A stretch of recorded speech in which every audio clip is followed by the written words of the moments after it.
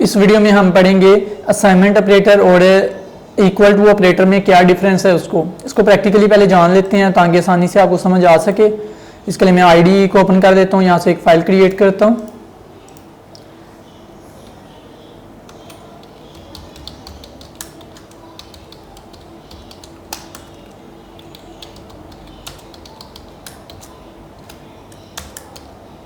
ये सी लैंग्वेज का प्रोग्राम का बेसिक स्ट्रक्चर मैंने लिख दिया हुआ है।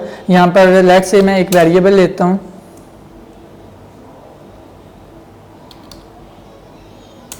एन नाम का एक मैंने वेरिएबल लिया है जिसकी डाटा टाइप है इंट, मतलब कि इसमें हम इंटीजर टाइप वैल्यू को स्टोर कर सकते हैं।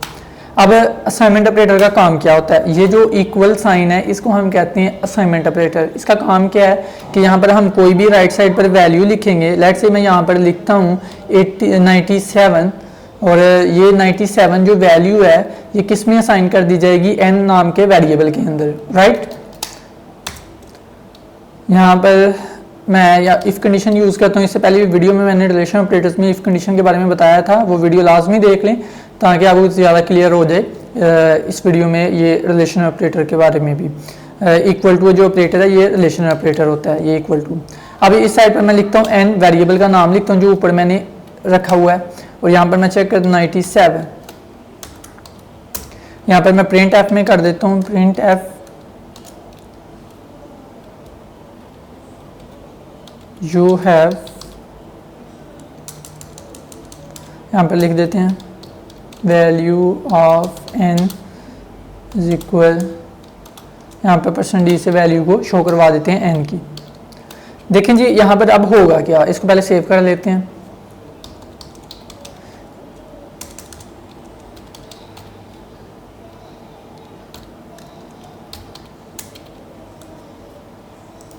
अब होगा इसमें क्या, अब ये जो स्टेटमेंट है इसका मतलब ये है कि एक वेरिएबल बनाओ, एन नाम का एक वेरिएबल रैम में बनेगा और 97 वैल्यूज में एंटर कर दी जाएगी, इंसर्ट कर दी जाएगी। किसके ज़रिए, इस ऑपरेटर के ज़रिए जिसको हम असाइनमेंट ऑपरेटर कहते हैं। अब नेक्स्ट स्टेटमेंट में जब आएगा यहाँ पर इफ़ कंडीशन है, इफ़ कंडीशन में ये चेक किया जाएगा कि ये वाली एक्सप्रेशन जो है वो ट्रू है या फॉल्स है। अगर ये ट्रू है तो ये वाला पार्ट एग्जीक्यूट हो, अगर ये ट्रू नहीं है ये वाला पार्ट तो ये वाला पार्ट छोड़ दिया जाए, इसे स्किप कर दिया जाए और आगे नेक्स्ट चला जाए। तो मतलब कि ये वाला पार्ट एग्जीक्यूट नहीं होगा प्रोग्राम में अगर ये ट्रू नहीं होती, मतलब कि ये जब फॉल्स होगी।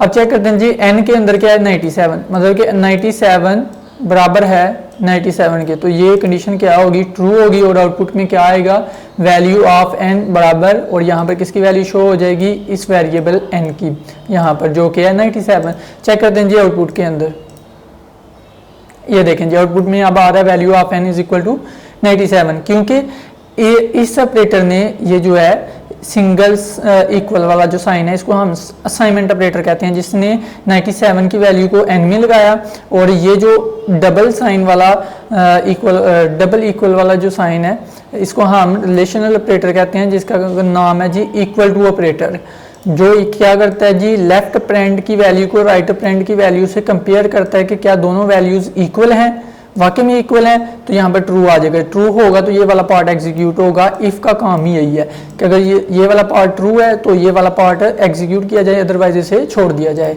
तो असाइनमेंट ऑपरेटर, ये जो सिंगल इक्वल का साइन होता है ये असाइनमेंट ऑपरेटर है जो वेरिएबल में वैल्यू को असाइन करता है, जबकि ये जो डबल इक्वल का साइन है ये इक्वल टू ऑपरेटर होता है जो दो वैल्यूज को आपस में कंपेयर करता है, जो लेफ्ट पैरेंट की वैल्यू और राइट पैरेंट की वैल्यू को आपस में कंपेयर करता है और आंसर ट्रू या फॉल्स की शक्ल में आता है, जिसको हम बुलियन वैल्यू भी कह सकते हैं। अब आते हैं जी थ्योरेटिकल पार्ट की तरफ भी।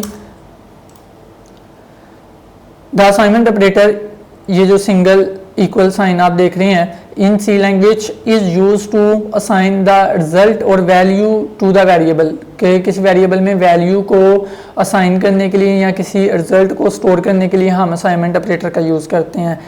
अब variable return on left side, जबकि हम असाइनमेंट ऑपरेटर में क्या करते हैं, वेरिएबल का नाम लेफ्ट साइड पर लिखते हैं of the assignment operator and the value on the right side, जबकि वैल्यू को हम राइट साइड पर लिखते हैं। क्लियर।